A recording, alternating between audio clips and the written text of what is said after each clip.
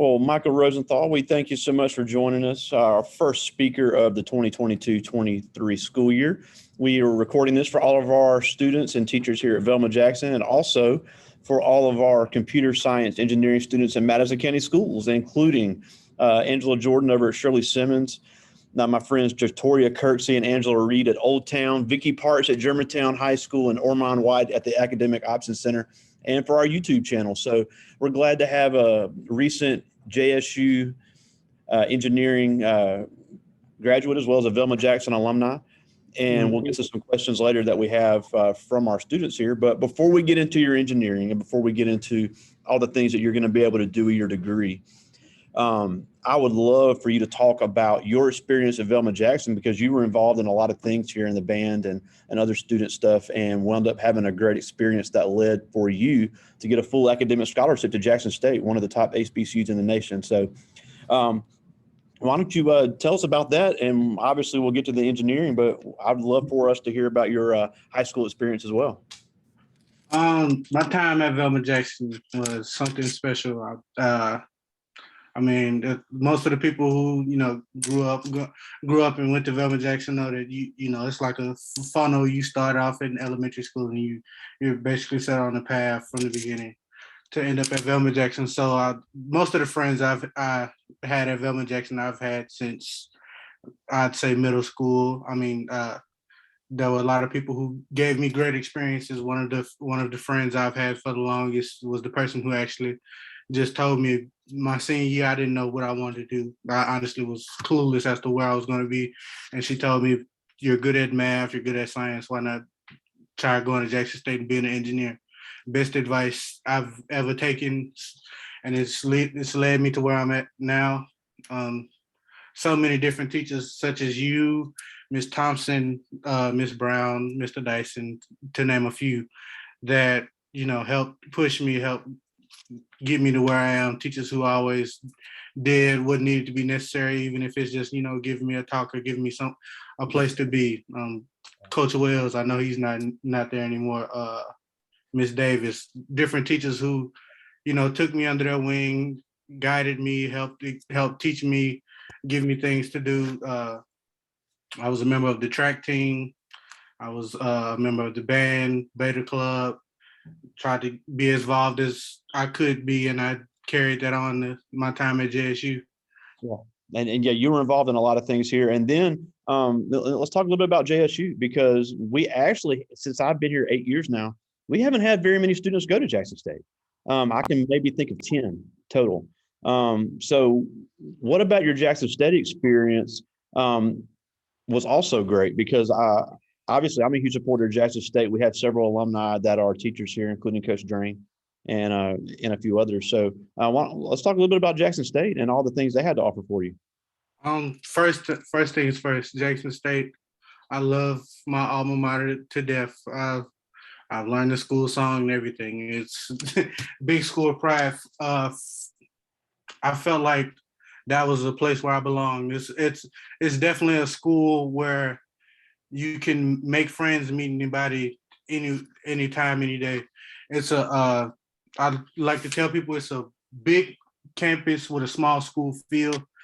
Just about everything that happens on campus is literally a street. You can't.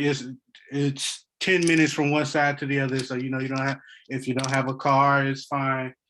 Things like that. Going to Jackson State is a really great thing to do. You meet different people from all walks of life. I tell people a lot. My first day, I moved in. I've met my best friend. I've met the man that I'm pretty sure is going to be the best man at my wedding at this point. Great friend. You meet people from all walks of life. I've made friends from Maryland. I have friends from places all across the world. I got friends from New Zealand, things like that. You can always meet new people. That's college in general, but it's the small campus with so many people. You can come across just about anybody. When it comes to organizations, there's no short of places to be. Honestly, one thing I like to give a lot of colleges for is there's a club for everything. There's an anime club. There are clubs related specifically to majors. Like for us, there's the National Society of Black Engineers, as well as the American Society of Civil Engineers. There's a SWE, which is the Society of Women Engineers.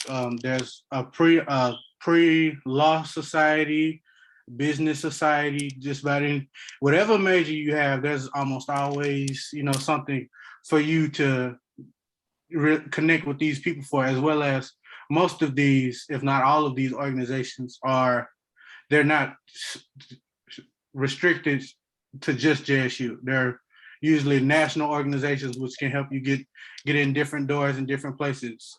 Your professors get to know you by name. A lot of times I have professors, you'd be surprised. I remember one time, I shouldn't have been doing this. I wasn't paying as much attention in class. And like I always managed to keep I would tune out, but I would focus in to make sure if I heard anything, if I was to be called on, I would notice, and they wouldn't say, Mr. Rosenthall, and then they'd have to call my name twice. No, I kept tuned in. I was kind of just tuned out, and I heard him call me by name, and he's never spoken to me before. He's just noticed that, when he passes out the roll, and people's names come by, names come by in a certain order, and he figured out who was who. Your teachers get to know you, always try to help you. One thing I really appreciate about college, as well as high school, your teachers, they might not chase you down to get your work done, but if you are, they will always help you if you come asking for it.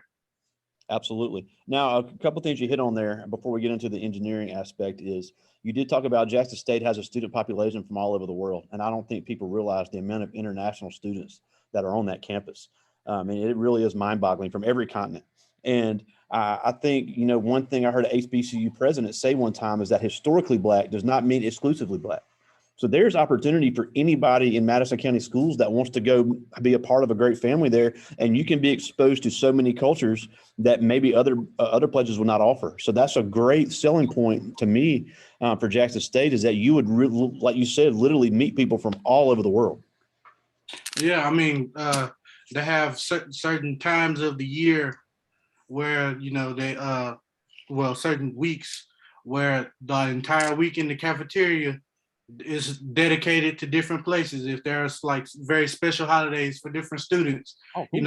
The cafeteria, all main courses in the cafeteria are catered towards those students. They have on campus, there's a thing called the Circle of Humanity.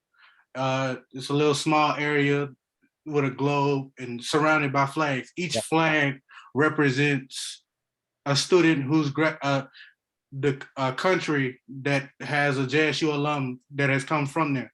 Yeah, that's incredible. Yeah, if you have somebody from Haiti, there's a Haitian flag. America, obviously, Venezuela, all those different types of students, they do that to make people feel a part of the school, a part of the culture. Yeah, and that's great. Now one last thing is you did have the full academic scholarship, which is quite impressive in itself. So especially for our juniors and seniors, we're really hitting this ACT hard. And I know they get sick of it, but I like to say the demand is high, but the rewards are great. So what was it you did in high school that was able to afford you that full academic scholarship? Because that's extremely impressive. One thing that I love about Jackson State, their scholarship requirements aren't as high as some other schools. For me, full academic scholarship, there are 4 tiers. There's the baseline scholarship, which only covers about $1,000 of your tuition. Then the regular academic scholarship, which pays strictly for your tuition. I have a full academic, which covers my tuition, my room, and my board. Wow. Which basically that's the bulk of your college expenses. Then there's the presidential scholarship, which covers every single fee, everything that you have. For my specific scholarship, I needed to have an ACT score between a 25 and a 27, as well as a minimum of a 3.0 GPA for my college prep courses. for a presidential scholarship, anything from a 28 and above, keeping a 3-point, I can't necessarily remember the college prep courses needed, but in order to keep maintaining scholarships, baseline, if you keep a 3.0 in college, you can keep your scholarship. If you just have a basic, the bottom tier $1,000 is you keep a 3.0. For me, I had to keep a 3.25. It's very manageable. Just work hard your first year, and everything keeps it set after that. As long as you keep doing well after your first year, you'll be fine. Yeah, that's incredible. So let's talk a little bit about the civil engineering program at Jackson State, because we are getting into the basics of engineering and what engineers do. Because obviously people hear engineer, they automatically think engine, which obviously there are engineers that deal with that. So why don't you tell us a little bit about some of the things you worked on in your program and some of the things it's gonna allow you to do once you, and I know you got some internships lined up, so some things that's gonna allow you to do with this engineering degree. So civil engineering, one of the engineering that after doing the work and doing these things, a thing that I very much take pride in is, a lot of people can say, I feel like I'm making a difference, or I feel like I'm doing something different. Civil engineers specifically, you get to see your difference. You get tangible proof. I've taken classes doing engineering surveying, which is basically going out into the field and taking pictures and measuring soils and different things of that nature. Civil engineers, they help work on projects such as helping design buildings or design roadways, bridges, things that people use in their day-to-day life. So, if you are a part of that project, you can look and say, I helped design this bridge. You have proof that you've made a difference. And if you really need tangible proof, it's not just you. I know I feel like, or I know I'm doing something in the world. Taking these classes, they were a headache. They were very difficult, but if you love a challenge, it's very easy. One thing that's very important to know in STEM that's very appreciated is everything has a formula. Everything has a formula. If you can figure out or know what the formula is, you're golden. It's a bunch of application. So just learning how to do anything. In a lot of professors in most majors STEM related, it's a lot of information. So and in life with these things, you're not gonna have to remember them off the top of your head. So a lot of tests were open book, open notes. There's a manual for everything. Anything that you have to do in the field or in your career, there's a manual for it. There's procedures. So everything that I've had to learn, I don't have to leave off and say, oh, I have to remember this, or I have to retain this, because there are books. I just have to make sure that I know how to apply it. Yeah, and with civil engineering, obviously you're building a lot of stuff. You have tangible proof of everything, and we've started a few basic things in class and looked at, the engineering design process is the basis of all engineering. So how often does an engineer of any sort get it right the first time? Because every time we do something, it's like, oh, this is too hard, I quit. Some of the most important jobs in the world are done by engineers that go through several times of failing, but they eventually, they, like you said, the manual, they change they may not change the materials, they may not change the length and the width, but they may change the execution or the order of operations. So how important is that trial and error when it comes to this design process to make things and do things that we need? Okay, so extremely. I'll tell you, this internship I just returned from at a company called Fishback in Michigan. They have a lot of contracts with the Michigan Department of Transportation. And after working with them and discussing with them and speaking, I would come in on meetings and hear them speak, and they're practicing. Well, they're not practicing. They're designing or getting working on projects that aren't going to start construction until 2026. Yeah. And I found out that they didn't start working on these projects just now. They've been designing and working on these projects since 2020. Wow. These projects require a lot of a lot of trial and error. You're not going to get these things right the first time. There's so much work that goes into these huge projects. I could talk about the Zilwaki Bridge. It was an original bridge in Michigan. It's known as one of the biggest beauties and biggest tragedies in civil engineering history. It's a huge bridge that started construction in the 1950s. Well, and about halfway through production, halfway through building the bridge, it collapsed. Wow. Collapsed.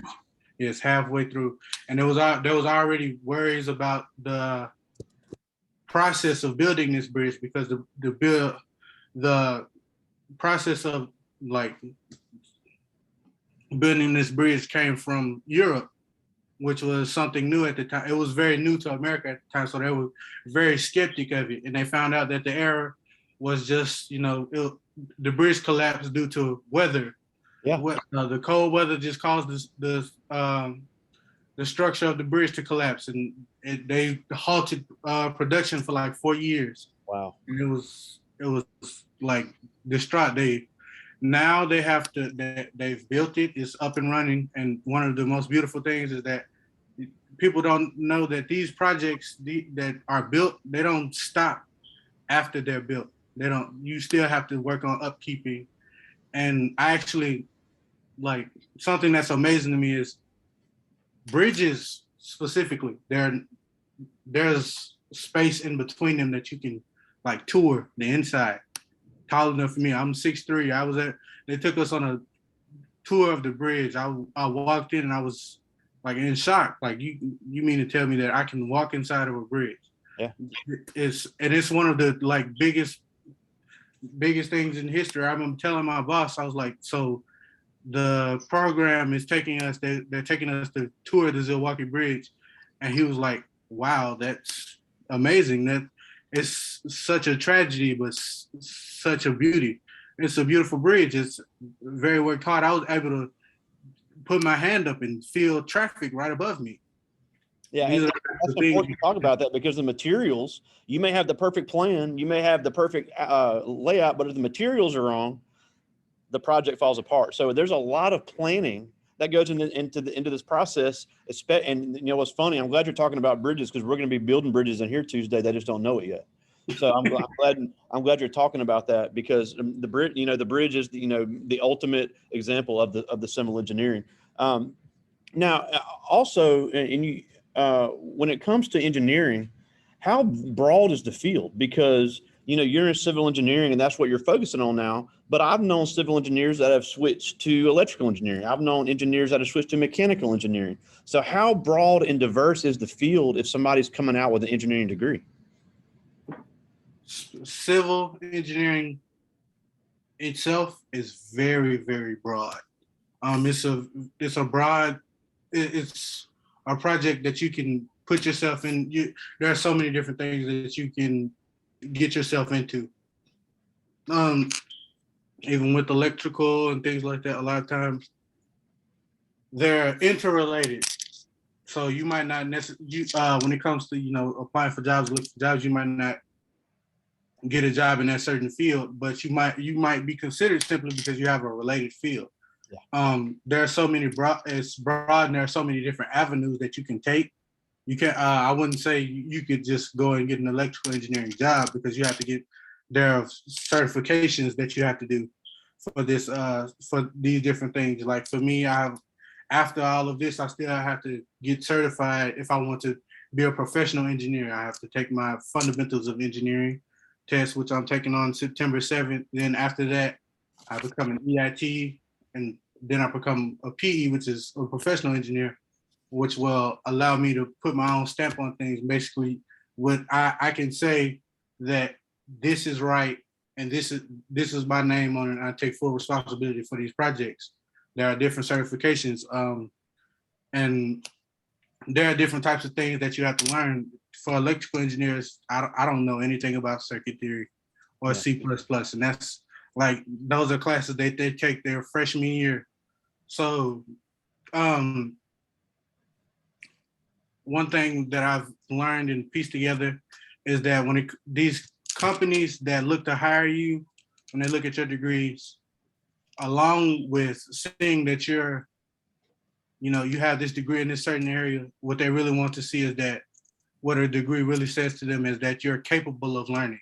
Absolutely. And able to solve problems, because every engineer that I've ever had, that's their main. Everybody says the same thing. An engineer's job is to solve problems. Yes. Whether it's in construction, whether it's in electricity, whether it's in energy, whether it's in mechanics, manufacturing, any of that. It's really a problem solver's haven. But I do have some questions from the students I want to get to. And some of these are really good. So good luck with that. This first one is Justin Clark. He's a senior. And he asked, what is your favorite part of being a civil engineer? Honestly, favorite part, working on these projects, seeing myself doing something that's important. During field experience, during my internship with Fishbeck in Michigan, when I first started, they just had me doing projects, and it didn't mean that much to me because, I didn't know the area. I didn't know what was going on until I finally went out into the field one time, and I started this project that I've been working on for about 2 weeks. It was an area 10 minutes away from where I lived. I don't know where I'm at, so I'm taking a GPS to work, and GPS is taking me different directions almost every time. I get there and I realize the apartment is 10 minutes away from me. I'm looking, and we were doing something simple, putting in a pedestrian crosswalk, which is not going to be done they're not going to start construction for another year. It was right next to a middle school, Pontiac Middle School. And while we were there about 20 to 30 minutes. Students leaving during lunch, going to the gas station across the street just to grab snacks or whatever, and coming back across. And maybe 30 to 40 cars came up and down the road within that same time span. So seeing, these people are jaywalking. They need a crosswalk. They need exactly what we're going to put right here. And we're putting it there for their safety. That's awesome. Knowing that I'm doing something that, people might not need. I get to look and dive deep into seeing things that you don't think about every day. We also civil engineers help design roads. Before taking my introduction to transportation class, I thought people just guessed what the speed limit was going to be. I guess they looked at the plans and said, I guess the speed limit would be about 50 here, like 25 coming out of this curve. No, there's science to this. There's math that actually has to go into this, and thinking about that was exciting for me. That's awesome. And that's, and we haven't really talked about, being in Michigan. I don't know many Velma Jackson alums that get to go be in Michigan for any amount of time. I've never been to Michigan. So I think that's really cool in itself to get to see a different part of the country. Yeah, it was there are programs dedicated directly for helping people at certain schools. I mean, I thought it was an amazing program. The program was TDRP, which stands for Transportation Diversity Recruitment Program. Their main focus was to pick diverse students from diverse schools, basically HBCUs and different things of that nature, getting them and bringing them to places, because usually people who are in HBCUs, most of them are in the South, if not all. I don't really know any that are up north. Bringing you all the way up to this different area, working in transportation. It's a civil engineering related field, and you could work directly for the Michigan Department of Transportation, or you could work with consulting private firms, which is what I ended up doing. You work with consulting private firms who work with the Department of Transportation. Wow, that's awesome. This is a good one right here. This is Brian McMurtry. He's a senior, and he asked, how do you think a project can be improved when it is at its peak performance? Safety.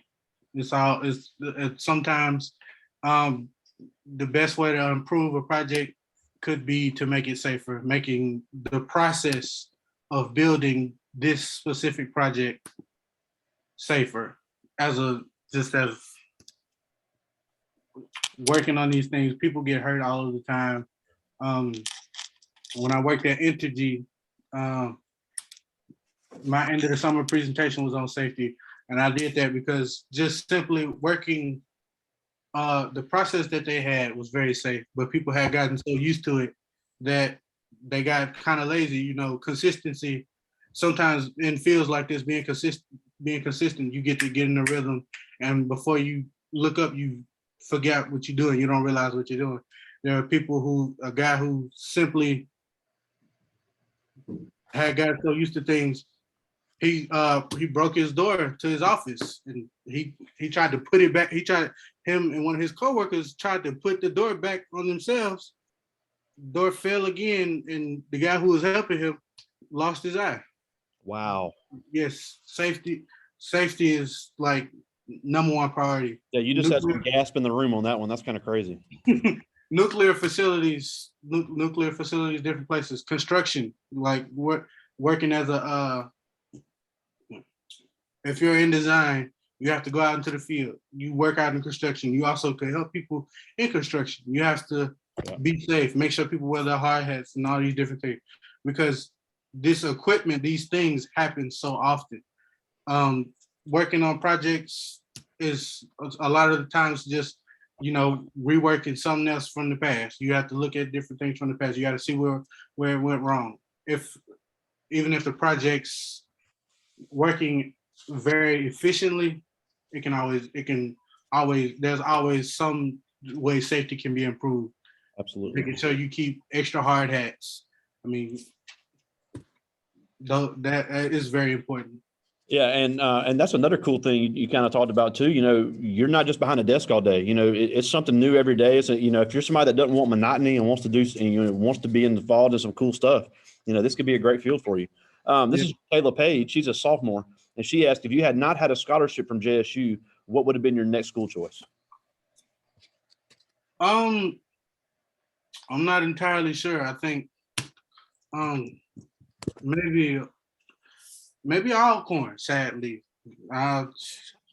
Sadly. Don't get me wrong, I love all HBCUs. I love all schools. I love everything. Actually, no, I take that back. Southern, because they also have a civil engineering program. And I've met a couple of students from there. I've met students from Southern during this past internship because they were out there. They have a good program. They learn a lot. These people are getting a good idea. Yeah, and Kara Robinson, Velma Jackson alum, went to Southern University as well, and she's now in Houston, Texas. So that is another place we've had some Velma Jackson students do very well at. Speaking of that, Samuel Smith, Velma Jackson alum, he went to Jackson State. He just accepted. Yeah, he just accepted a job in Atlanta. He's going out there, and extremely proud of him. Yeah, he's going to be with us in a few weeks. So yeah, that's another great alumni like yourself. Just got a couple more. This is Jasmine Williamson. She's a sophomore, and she asked, how long did it take you to get comfortable with this job?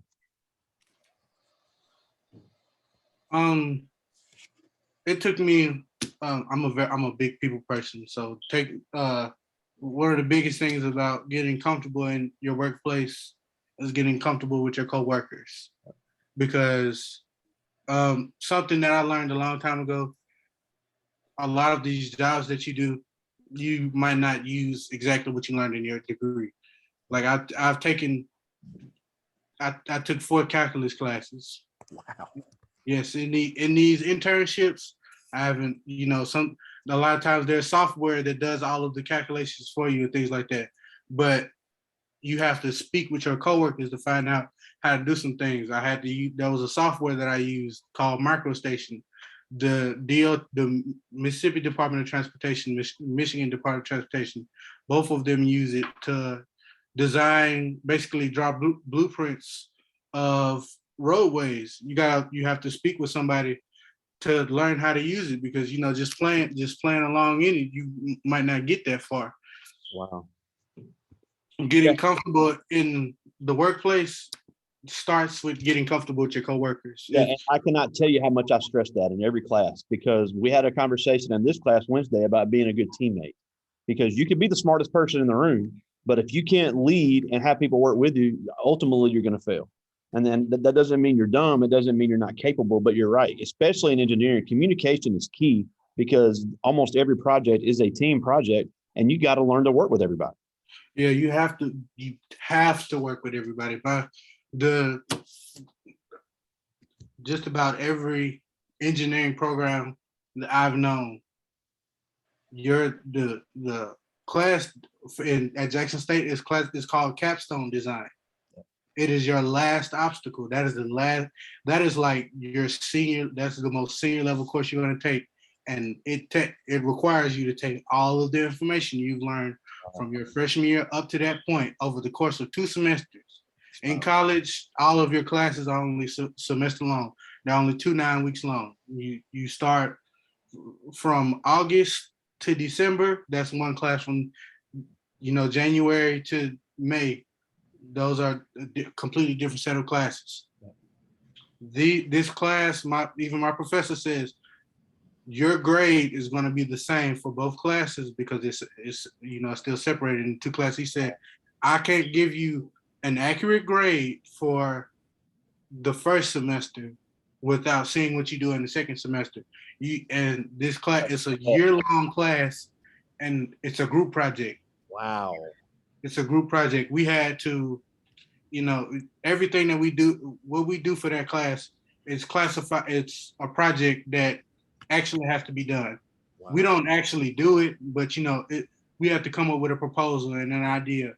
For us specifically, we had to do a small bridge replacement. We had to design, figure out how much it costs, and all different things. Everything that we had to learn, we had to use it, and it had to be broken down to, I was the person who worked on figuring out how much all of this costs and helping with the understructure.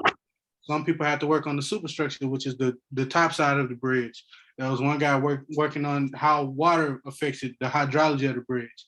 We had to work together, and we also had to present this to the accreditation board, which is basically the people who say whether Jackson State's engineering program is, still accredited, which means that, it's effective. You have to work with people. There were some people who in different groups had people who might have known something, or they might have known a lot, but they weren't helpful or they didn't speak. It was, you can't always say, I'm only going to do my part, because the next guy might need help. The next guy or girl might need help. Speaking of that, I very much encourage women to get into engineering. I've met some of the women in my class, leaps and bounds, help me in every way. And we're having a female civil engineer in 2 weeks, and she went to did the grad program at Jackson State, and she's going to talk about that. Yeah, it's like the women in engineering, very important. You can't. In this day and age, there are no fields restricted or limited to one gender. That's the truth. I felt the need to say that. I mean, there's a whole organization for women in engineering, and they work hard. They get things done. The women in my class, I promise you, if I wouldn't have gotten to where I am without them. Yeah, and before I get to that question, you talked about the organizations. I did want to mention that the National Society of Black Engineers, NSBE, they have chapters at Mississippi State and other PWIs. They are not limited to HBCU. So if somebody went to a PWI and they're a minority student, that organization is still available. So that is something that is nationwide. It is not HBCU exclusive. And when I was in grad school at LSU, we had an unbelievable chapter of NSBE right there at LSU that was doing some great things. But I did want to add that as well. And I just got one more from the students, and this is Destiny Smith, and she's a sophomore. And she asked, how did your college experience contribute to getting your degree?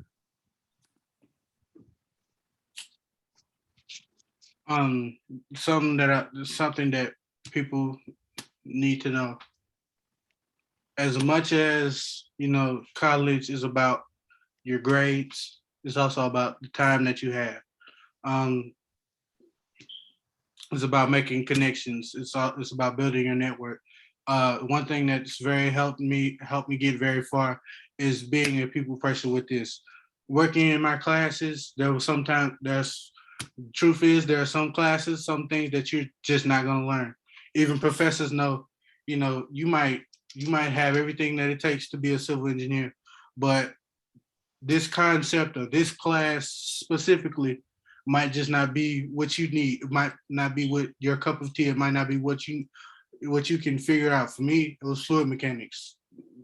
Working with water is so difficult, so unpredictable, because there are different formulas, and then there are different circumstances for these formulas. It could be simply, if working in a cylinder that's under 3 feet tall gives you a completely different formula. Having to remember all of those things, mind-boggling, baffling for me. Having to speak with different people, working with other people, it's given me a great sense of being humble, because before, in high school, all through grade school, I always thought that I was a real smart guy, and I could just pick up anything like it was nothing.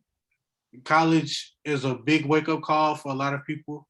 It gives a lot of people the experience to figure out that, you're not always going to be the smartest guy or girl in the room. There's a lot of things that you don't know. I remember an advisor, he told like this group of people, we were having like an assembly. He told us, you know nothing. That's how you need to come in these classes. Because honestly, that's how you should come in. You come in with the idea that you know nothing, because I thought math was my thing. Then I took a calculus class. That just sounds hard just thinking about it. It's very humbling. If you're like a person like me who's very intelligent but doesn't get everything, or if you're a person who struggles with everything but you figure it out eventually, college teaches you to network, meet people, and also to have fun, because there are some times where going to a class, stressing with a class, you learn that you need to go out and have some fun. Maybe it's going out to have a party, or going out to a party. For me, sometimes it was just simply, going out to some place to eat just to celebrate, because this class has drained me. And it's college is such a different experience from high school. There's nobody waking you up for class. That's the God-honest truth. Unless you have a roommate who you have to ask them specifically. You have to ask them specifically, hey, if I'm not up for class on this specific day, could you please wake me up? They will do it. Some roommates will, some won't. You have to network, you have to speak, going out, having a good time, you have to enjoy yourself. I can't say that if I strictly went to class and went back to my room and called it a day, went to my class, went to the cafeteria, went back to my room every day and called it a day, I couldn't have made it through college, because you have to meet people there. You meet friends for lifetimes. You make stories that could never be explained if you weren't in college. I remember I had a friend, I guess he broke something of his parents, and he had 4 friends scrounging up everything. They're scrounging stuff. They're looking for change in their rooms, in their cars, scrounging up, selling things that they have. And they haven't known this guy for like 3 months. They're all best friends now. You meet people who move mountains to try to help you out. The internships that I have, I couldn't have gotten them without my friends, because I either A, didn't know about them, or B, the internship with Entergy, my best friend, guy I met on the first day, he already had an internship with Entergy. And they called him for another one. And he told them, I already have an internship with you guys, but I do know somebody who can who can fill this position. And he put me in that position. Yeah, it's not what you know, it's who you know. Well, that's the old saying. It's that's a perfect example. Yeah. Well, Mike, we're almost out of time, and we thank you so much for joining us. We are so proud to call you an alumni of Velma Jackson, and you and Sam and some of these other guys you talked about, y'all are doing some amazing things. But before we go, you walked on these same hallways with these same teachers in the same school with the same resources, and they even have more now. I mean, we'll talk about that later, but but you've been all the way to Michigan, and now you've got the degree at a full scholarship. But you had the same things these kids have now. What can they do to follow in your footsteps? I know these teachers, you might feel like they're picking on you, or you might feel like that they don't care about you.